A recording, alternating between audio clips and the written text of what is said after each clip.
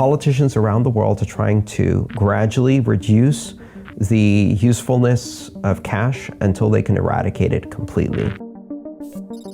It scares the hell out of governments to have people in control of their own money, at which point you should really ask yourself, what kind of government is that? The whole thing about currency is that you don't need to know how it works unless it stops working. And when it stops working, everybody needs to know how it works, because your wealth, the future of your children, everything now depends on that. If we go to a future where digital cash is the only form of cash that exists, and I think we're heading in that direction very, very fast. I think within 20 years, people who grow up 20 years from now will never see cash unless they visit a museum. Cashless society. Cashless society. Cashless society. Cashless society. Cashless society. Cashless society. If we go to that future, digital cash, we're at a crossroads because we have to choose between two possibilities. One is digital cash that's run by corporations that act not only as intermediaries in all of our payments,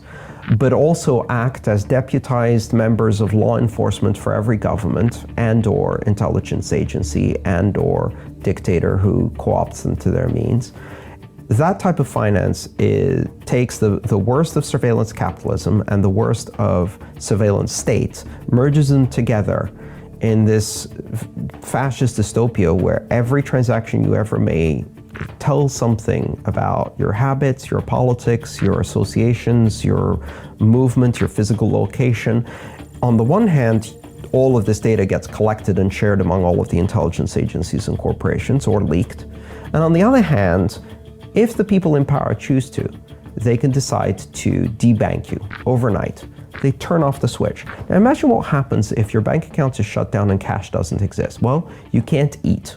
You can't buy food. Done. You can't use transportation. You can't rent an apartment. They can literally destroy your life in a second. And if you think this is crazy, this is happening today in China. They have a system called Sesame. It's called a social credit score.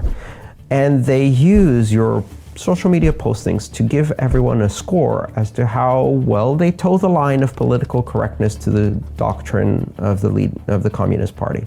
People who have a negative credit score on that system are denied access to public transportation. They're denied access to airlines, they're denied access to trains, they're denied access to jobs in the government, they're denied access to apartments to rent. They're doing that today. Now, today, those people have cash to go back on. What happens when there's no cash? If the only people who are allowed to be intermediaries are the large corporations, they will commit the crime. It's like if you want to rob a bank nowadays, the best way to do so is to have a banking license. Then you can rob the entire bank and/or country with complete immunity or impunity. If you rob one person and steal 20 pounds from them, you're going to jail. If you rob 2 million people of their homes and mortgages, right? You're not going to jail. You're getting a 10 million bonus from the bank and you're retiring in peace and quiet in the countryside. There are two ways to express power in this world, voice and exit. When voice is no longer sufficient, and sometimes even when it is, exit is a more powerful expression. And exit means get your money out of the system, get yourself out of the system, and reduce your exposure to the ridiculous system as much as you can. Bitcoin is a means to switch from expressing power through voice to exit. This is one of the things that can compete with banks. And banks really need competition, right? They're way too comfortable with their power and established systems. As I've said many, many times, the election choices facing Americans were a choice between blue Goldman Sachs and red Goldman Sachs. You can choose the color, but Goldman Sachs is still going to be in charge, and if you think your vote is going to make a difference, you're a fool. But in a broader sense, we live in a world that is very fragmented, where money faces borders, very hard borders, strict lines of demarcation between countries and currencies. And you have these national currencies that are badly managed by governments and banks in countries where there is very little difference between a government, a bank, and an organized crime syndicate. All three are the same. The governments are organized crime syndicates. And so what happens when they have a crisis is they take the entire population hostage with them. They shut down the borders. They create currency controls. You can't withdraw money from the ATMs. You can't exchange money for another currency. You go with the ship and sink down with it. Bitcoin is one of those things that actually offers a safe haven in that particular situation. But it also allows people who have never had a bank account to connect to a global financial system. And Bitcoin bypasses all of that. It gives everybody a currency that is open and global. That creates some very interesting conditions in the world. It allows us to create a kind of unified financial system that exists outside of the mandates of government, that is completely private and is very empowering for individuals. And so it scares the hell out of governments and banks. It scares the hell out of governments to have people in control of their own money. At which point you should really ask yourself, what kind of government is that doesn't believe in freedom of association, freedom of expression, freedom of commerce? That's more of an indictment of that kind of government than it is of Bitcoin. If your government is afraid of Bitcoin, you should ask yourself, what kind of government do I have? Creating a currency that does not belong to a nation seems weird at first. But then again, we used to have airlines that only existed for one nation and had the flag on the tail, right? Flag carriers, they called them. And phone companies that were monopolies in one nation and had the flag on them. And now that seems absurd. And I think within 20 years, the idea of national currencies as the only option will seem absurd. So Bitcoin is a currency that exists on the internet. That is created on the internet, that really serves the needs of the internet generation.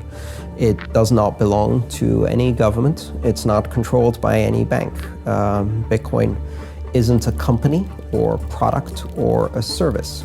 It's an internet protocol. It's a method of communication, just like we say the web or email, and that doesn't belong to anyone. It's a shared common public good on the internet. Bitcoin is a digital currency and payment system that is a shared good, and it is controlled collectively by the participants in the network. Bitcoin's probably going to go to $50,000. Gold's going to go to $15,000, and silver will probably go to $200. And you're going to buy it then? It's coming soon. Be patient. Bitcoin boom beating gold and silver. What does that mean? It means you better buy as much as you can now. The train is moving, the dollar is dying, silver is still affordable for everyone.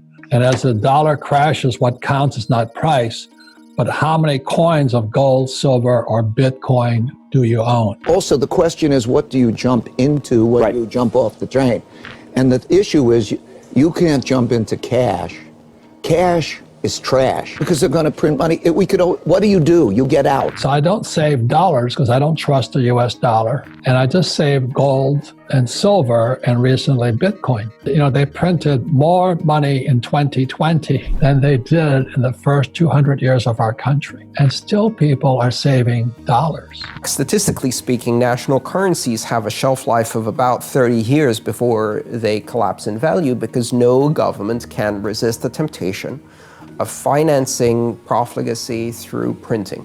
And so they print and print and print, and they devalue the currency and inflate it to nothing. And they keep printing, and eventually you have this sudden collapse in confidence, and the currency spikes, the inflation spikes, and the value just drops. But the average person has been conditioned to think about paper, fake money, fake dollars. At the same time, they're printing as much money as they possibly can. They give it to their rich friends. They don't give it to us. And then they print it, and interest rates keep going down. They need to pay off their debt. And in order to do that, the best way to do that is to inflate the currency so that the debt shrinks in terms of its real value, because the currency is worth less, which is a way of stealing from savers. So essentially, you're attacking the savings of pensioners and other savers in the economy in a shadow tax through inflation to transfer money to the government. The government doesn't have savings, it has debt, so it doesn't care if the currency is worthless. Savers lose the value of their savings.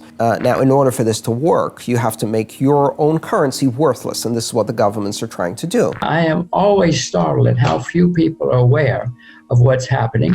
The United States is the largest debtor nation in the world by many factors, and we keep adding staggering amounts of money to our debt. This has always ended badly. This is going to end very, very badly when it ends.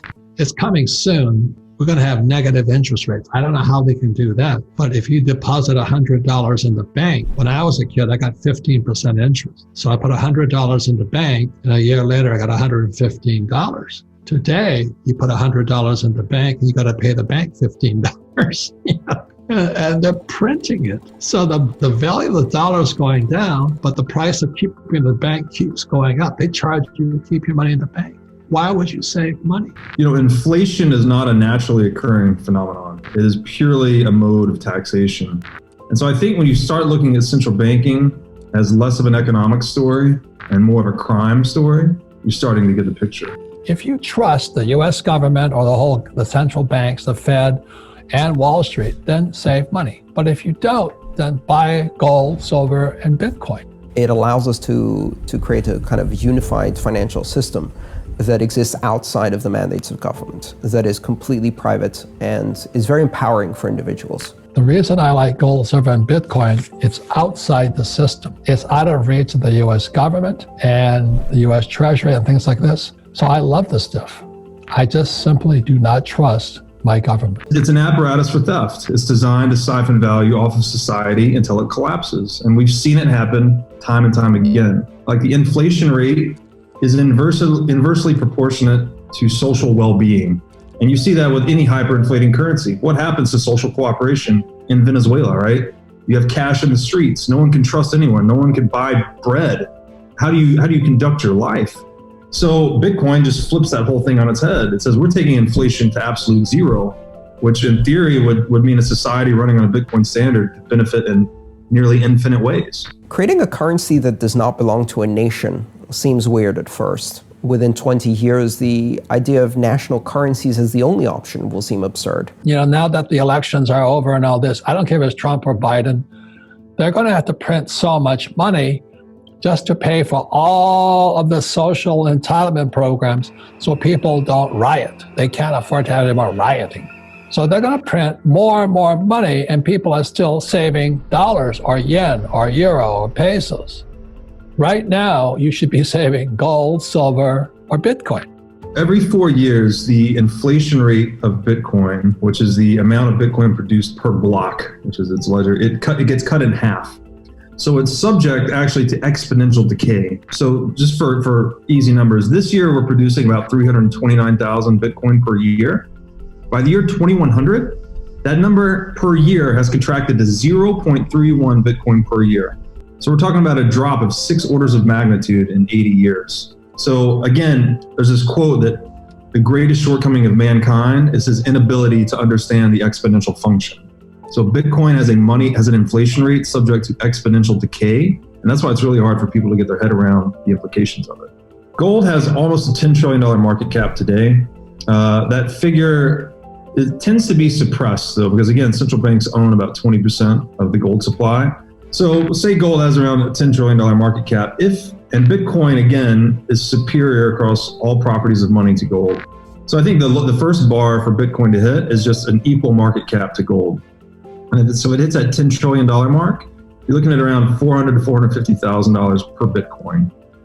If you look at global money supply, which this number, there's different perspectives on this number, but global M2 is around 100 trillion, somewhere between 80 and 100 trillion dollars. If Bitcoin did ultimately become this singular global asset or global reserve of money, it would be valued at around $5 million per coin. It is microscopic right now compared for what it is. And I think what we're seeing is just the market trying to digest this, once in a 500-year type invention. It's it's almost, that's why I equated it to the number 0. It's like, it's hard to even understand or imagine the implications of an innovation this big. We've never had an absolutely scarce money that is almost completely resistant to theft and confiscation. It's a network that can't be shut down by regulation. So it's like it's imposing these capitalist monetary principles on the world. And I think, as we know, as we generate more wealth through trade, So if we can have a world that's less regulated and more heavily traded, it creates more wealth for all. So I think Bitcoin is this gateway to a new type of society.